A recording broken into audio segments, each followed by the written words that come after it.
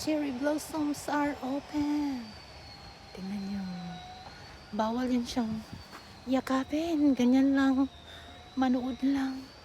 Welcome po sa aking vlog. Maglalakad po ako dito sa park kasi yung last kung labas nung nag-videoke kami, 2 buwan higit po akong hindi lumabas dahil po sa pollen allergy nila dito. At ang exercise kailangan po talaga yan. Ngayon nagsumba-sumba ako sa bahay. Ang resulta ba, nabibinat man ako. Anyway, kumusta po pala kayong lahat dyan? Nagkukwento agad. So wala muna akong ibang mai-upload ngayon, pang update lang to kasi busy ako sa kaaral ng Nihongo. Ay, may cherry blossoms doon. Tingnan nyo ha, itong park na to maliit lang siya, tapos hiwa-hiwalay pa, at yung mga cherry blossoms din dito hiwa-hiwalay. Itong cherry blossoms din yan, pero mga May pa yan siya magbukas. Marami po kasi sila dito type of cherry blossoms. Tapos yung iba naman nila dito pinuputol.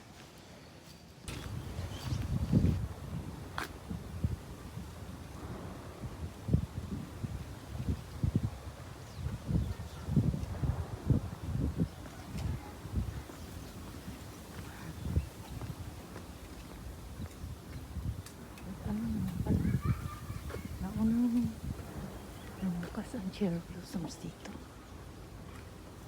Welcome po sa aking walking video. Bukas na po yung ibang cherry blossoms, pero yung iba hindi pa. Pero ito sa park na to, hindi ang cherry blossoms dito. Lalakad ako kasi iba pala yung lakad kumpara sa Zumba. Yung Zumba hindi bagay sa puso ko. Nabibinat man ako eh. O, diba? May mga lugar po dito na sobrang maraming cherry blossoms. Depende po. Yan siya ay puti na cherry blossoms. Ganda. Hindi pa talaga full bloom yan. Hindi maraming masyado ang cherry blossoms sa area na to. Ito dati mataas na. May sanga ito dating pa pinutol nila. Ay, importante ba na exercise ko po yung puso, yung paghinga. Magkakasakit tayo pag sa bahay lang eh.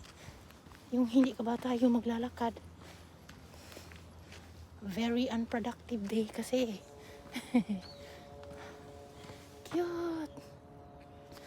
cute. Kunting lakad, hinihingal na ako kasi nga yung puso ko may may plastic na nakalagay sa aking valve, so kailangan siyang ilakad para umunat-unat. Hindi na ako naglalakad eh. Grabe kasi yung pollen allergy nila dito. Pupunta ako dito sa ukay-ukay store. Panood lang. Matagal lang kung hindi nakapagan dito.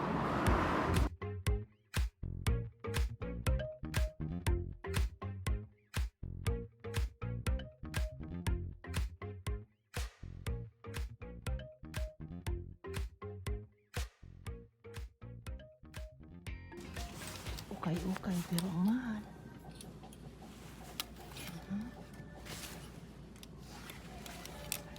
Mahal naman. May mura, may mahal.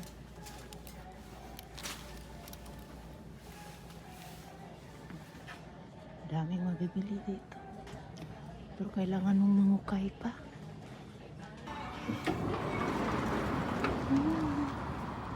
Uwi na ako sa bahay kasi nagluluto ako ng pananghalian. May upuan dito, walang nakaupo. Para po sa akin to. Para po mag-end ng aking update video today. Upo muna ako dito. Tanggalin ko pala ang aking mask. Baka isipin niyo ako po ay nabungi na. So sa awa ng Diyos, hindi pa naman po. Nakapaglalakad na po ako ng mga higit 1 hour. So tama na po yon. At ako po pala ay walang nabili doon sa ukay-ukay kasi ang mahal ang mga bilihin ngayon. No? At saka dati pa shopping-shopping lang ako. Ngayon, hindi na. Nag-iba na yung buhay ko. Kasi tumatanda na ako. At nag-iipon na rin ako. At maliban din dyan, yung asawa ko kasi hapon. Pinapagalitan niya ako pag bumibili ako sa ukay-ukay eh. So, pag namili naman ako ng damit, siya yung nagbabayad. Eh, syempre, gusto niya yun eh. So, anyway, tinanggal ko ang aking mask para dagdagan ang aking pollen allergy. Ito po ay aking pang-update lamang. Kumusta po yung lahat dyan? Talaga kami lumabas. Tapos malayo yung matatanaw ko. Hindi kagaya dun sa sa loob ng bahay. Kaso kasi mahirap pagsakitin talaga. Lalo na ngayon, yung season, pabago-bago. Tapos, next week, or next 3 days, 4 days, mga ganon. Sobra na po mag full bloom tong cherry blossoms. May mga lugar dito din na malapit sa bahay lang na kung saan napakaraming cherry blossoms. Doon na po ako iikot-ikot na next time po. At sana maging okay. Hindi na po ako masyadong magka-allergy. At yung gamot na niresita sa akin ng doktor para sa pollen allergy, no? Pollen allergy po pala. Tinubli ko na sa pag-inom. Kasi siguro marami ako iniinom na gamot, hindi siya masyadong tumalab. At ngayon, tumalab na siya na naging twice ako mag-inom a day. So anyway, hanggang dito na lang ang aking video. Maraming salamat po sa inyong support at panonood. So, magkita-kits pa rin tayo sa susunod kong mga vlogs and more videos. For now, babush!